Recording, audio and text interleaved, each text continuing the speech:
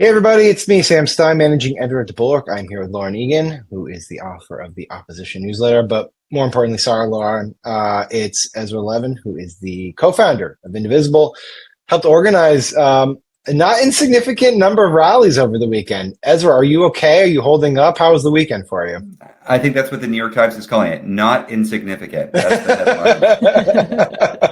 In Look, total, we had what, 7 million people at No Kings rallies in how many different locations? more than 2,700? more than 7 million, more than 2,700 officially scheduled events. My mom went to one that wasn't even on the map, so I know a lot of other people did too. This was, without any caveats, the largest peaceful protest in American history. Wow. What was the Pretty number two? impressive. Was that the first rally or was there like The first one, it ties with some that we've seen in the past. It's really been a trend, though. You're pointing to a trend here. So in April, for Hands Off, we had 3 million people at 1,300 events. On No Kings 1 in June, we had 5 million people at 2,100 events. This Saturday, we had more than 7 million people at more than 2,700 events. So 3 million, 5 million, 7 million. The trend is good, Sam. The trend is good. yeah. Well, let me ask you, then I'll kick it to Lauren to ask you a bunch of questions. But why do you think, what do you count for the trend? Obviously, more time with Trump, more people concerned. But as you look at the successes of this last weekend, how do you account for the fact that more people are turning out? What are the main motivating factors in your estimation? I think a couple things. One is Trump is unpopular. He is invading and occupying American cities. He's terrorizing American communities with a secret police force. He's not doing anything for those who voted for him to lower the price of bread and eggs. Instead, he's building a golden ballroom. I mean, this guy is one of the least popular political figures in modern American history, and his numbers are going down. He's alienating members of his own coalition, and he's trying to protect strength. He's doing these deeply un-American things, trying to protect strength. And our message was, this guy isn't strong. This guy's a lame duck, unpopular president on the way out. We just got to show up. I think the first No Kings took some people by surprise. They were surprised that many people came around. And a lot of people who saw the pictures from No Kings 1, who saw the videos, who saw how big it was, said, wow, I want to be part of that. And I can't list the number of people that I want to appreciate for building No Kings 2 up to be such a success without also name checking Mike Johnson, who just really spent the 10 days leading into the protest doing everything he could to build the publicity behind No Kings 2. And I didn't pay him a dollar for any of that, but he just couldn't stop talking about this big protest coming up on Saturday. He wouldn't call it No Kings because he knows that's unobjectionable, but he was really building up the expectations. I think that brought a lot of people out on Saturday. So Mike, if you're out there, really appreciate your hard work for No Kings. He's a big Bulwark fan, yeah. Yeah. I'm sure he's watching. Lauren? I want to ask you sort of about some of the strategy decisions you guys have made. You're not doing this every weekend. Like the last one was June, right? Yeah. So does the scarcity of it help? And then also, what's the thinking behind instead of having like one big rally in DC, these are happening all over the country? Like, why did you guys choose to do it that way? I think of things in terms of goals, strategies, tactics, not tactics, strategies, goals. So you should start with your top level goal. You should devise a strategy that helps you achieve that goal. And then your tactics feed into that strategy. I do think people play up protests like No Kings both too much and too little. You see some people saying, protest why? This regime doesn't care. What does it actually accomplish? And then you see some people thinking, wow, if we magically hit some certain number, democracy wins and it's game over for the fascists. And that's also not true.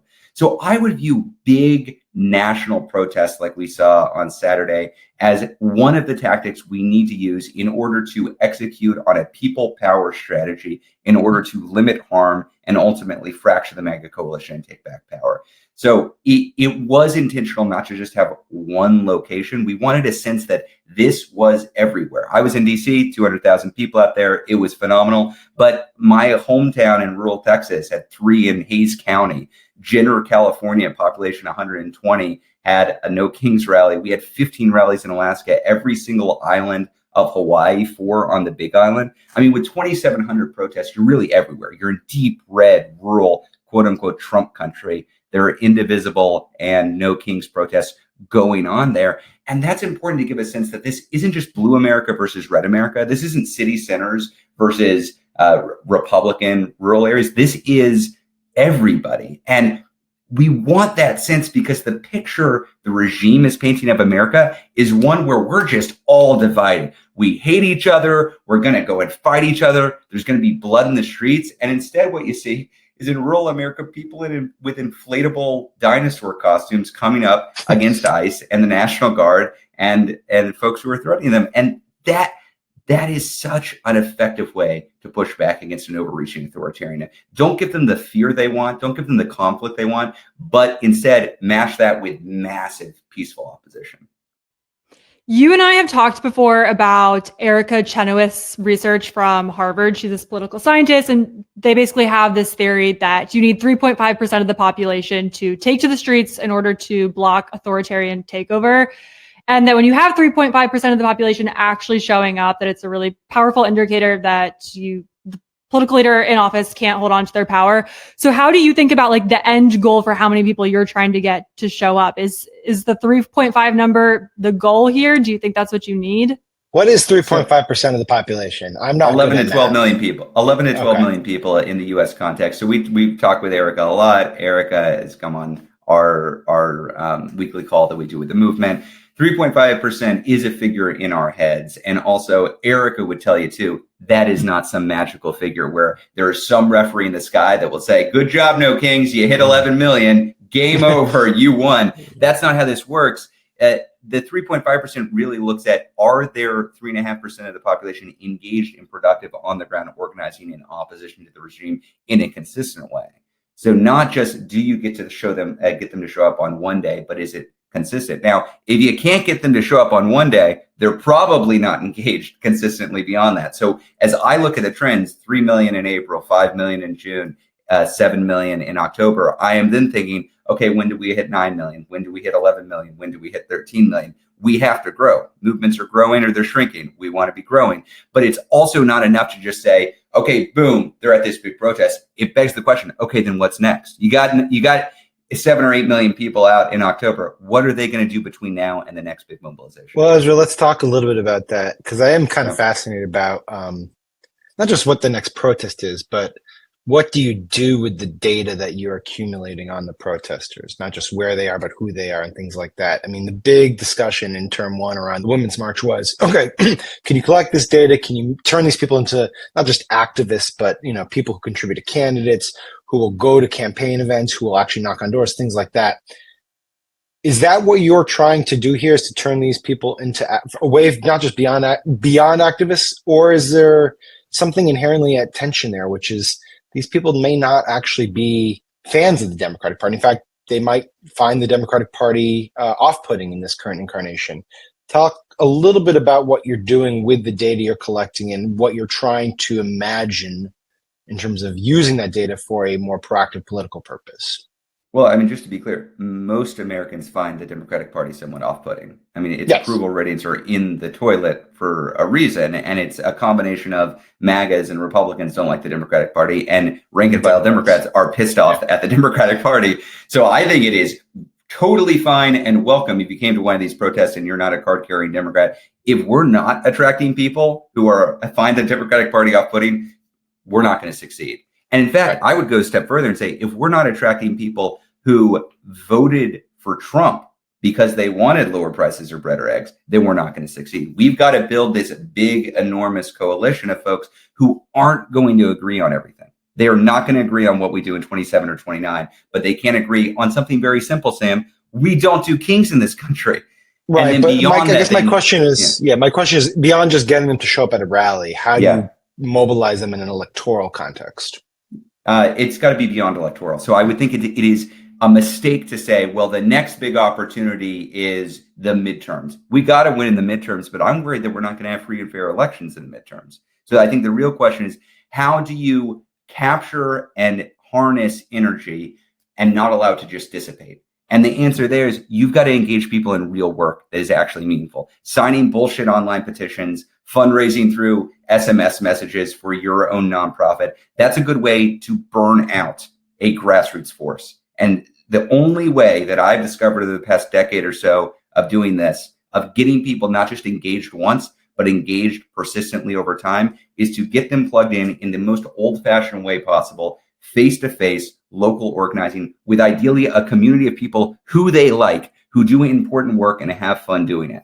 That's our model, is local group-based organizing. And frankly, look, I'm biased. I like Indivisible. I don't care if you join an Indivisible group or a Working Families Party group or a Sunrise group or some other local institution, whatever it is, but find human beings who are geographically near you and start meeting with them and identifying where your leverage is. That might be to register voters, Sam. That might be to get out the vote on Proposition 50 in California, or for the 3 Supreme Court races in Pennsylvania in 3 weeks, or for the Virginia and New Jersey elections. Great. But beyond that, it might be putting pressure on whoever the next Disney is that tries to get at whoever the next Kimmel is off the air. We got 1.7 million people to cancel their subscriptions. We got protests outside of Burbank and in New York against ABC and Disney. There's going to be more overreach from this regime. And it's not just focused in Congress. It's not just the state legislatures. It's universities, it's businesses, it's media institutions. And if there's not a countervailing force pushing back against the pressure the regime is applying, we lose. And that's not just elections. That's whether the basic fabric of our democratic society holds together or tears apart. Given that you are trying to reach people that maybe don't like the Democratic Party or were Trump voters who regret their decision, how do you think about having Democratic officials sort of involved in this movement? I know you guys had some Democratic leaders speak at the DC event. I'm sure others spoke at some of the events in states, but like, have you had to have any sort of uncomfortable questions with Democratic officials, sort of being like, hey, appreciate your support, but like, we don't want this to be an event that's so clearly owned by Democratic leaders in this moment? Look, politicians go where the people go. What's the quote, the French quote? There go my people. I must follow them, for I am their leader. That's how it works. You build up the force, you build up a big enough group outside some congressional office or in some city, you're going to find elected officials. Any competent elected official says, oh, I want to speak to that group. How do I get to that group?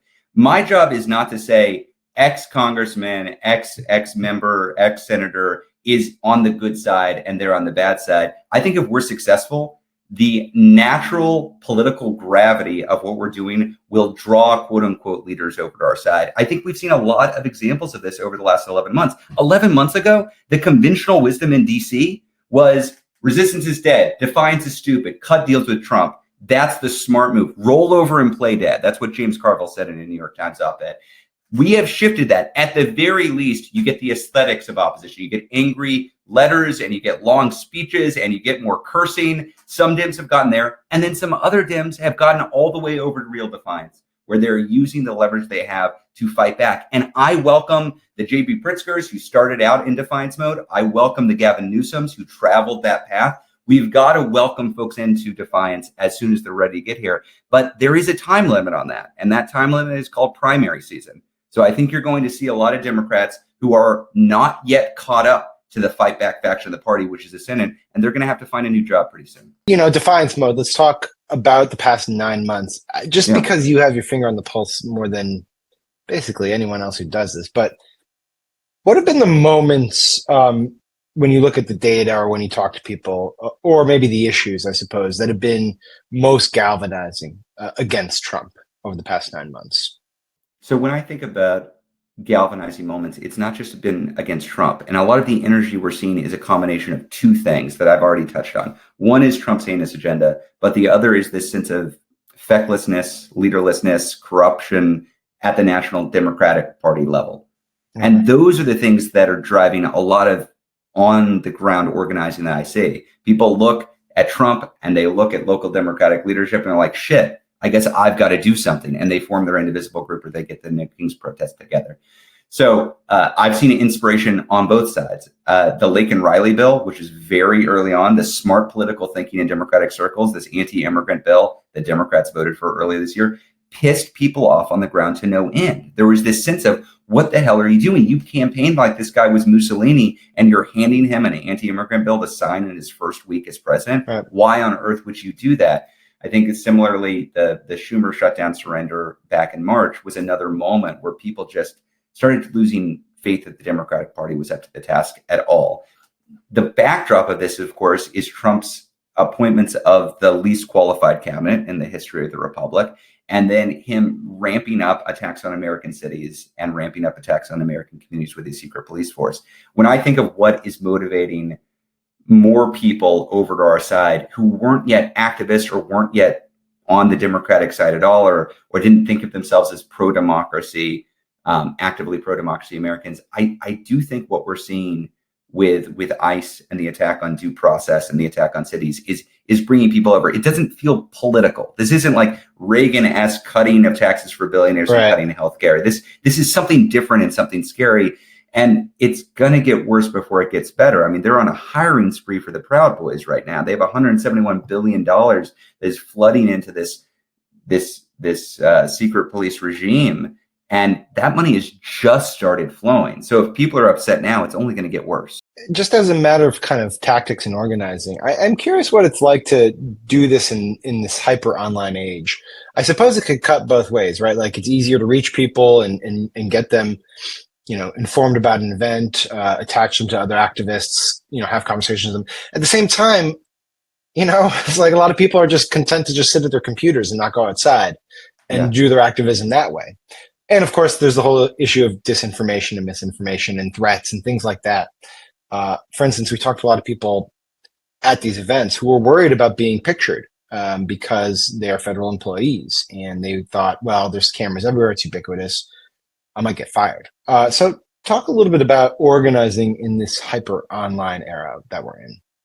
I got to say, I have pretty antiquated ideas about how to organize, really. I think organizing online can be a part of the work that you do, but the core of what we're doing, Sam, look, human beings, Homo sapiens, have been gathering in small groups geographically based for 200,000 years. Like, we're the descendants of people who didn't leave the cave because they were eaten by the saber-toothed tigers. Like, there is something very human. Speak for your own ancestors, okay? Well, you made it here somehow, Sam. I don't know what tricks they pulled. Yeah.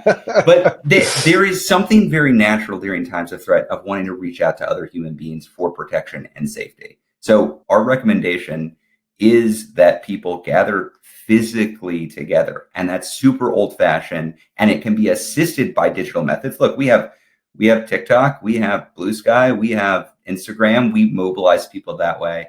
But that's not enough. That's not going to solve our problem. If you think like the tech fascists who are supporting this regime are going to help you bring down this regime, you are sorely mistaken. We've got to develop our own systems for communicating and organizing with each other. And a lot of that's old tech. It's not new tech. So what's next? You got any more No Kings rallies planned for 2025?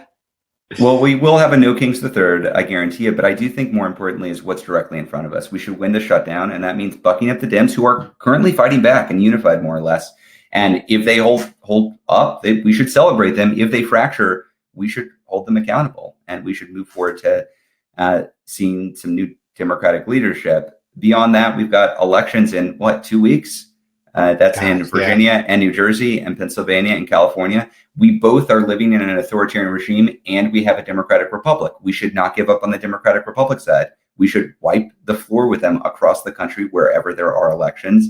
And as I mentioned earlier, beyond that, we're headed into primary season. I think there's going to be a healthy debate across the country between folks who are more of the old guard, more of the rollover and play dead style. They might be right. Look, it's an argument. They can make it. But then we're going to see a lot of newer, younger, more media savvy fight back faction Democrats running. And I'd like to see as many of them win as possible. And in between these big major national mobilizations, there's going to be another Disney. There's not going to be another Columbia University. There's going to be another Paul Weiss law firm. There are going to be more opportunities for targeted, focused, strategic pressure from organized millions who want to push back against the regime. And I think we got to engage in those in a rapid response. Boom, that happened. Boom, we're here. Ezra Levin, thank you so much. Co-founder and co-director of Indivisible, who helped organize the No King rally. Part 2 and part 3, I guess, is coming up. Keep us posted on the date. Appreciate you joining us on YouTube, man. Really do appreciate that. And appreciate everyone for watching this on YouTube. Subscribe to our feed to get more conversations just like this. Lauren, thanks a bunch too. Bye, guys. Take care, guys.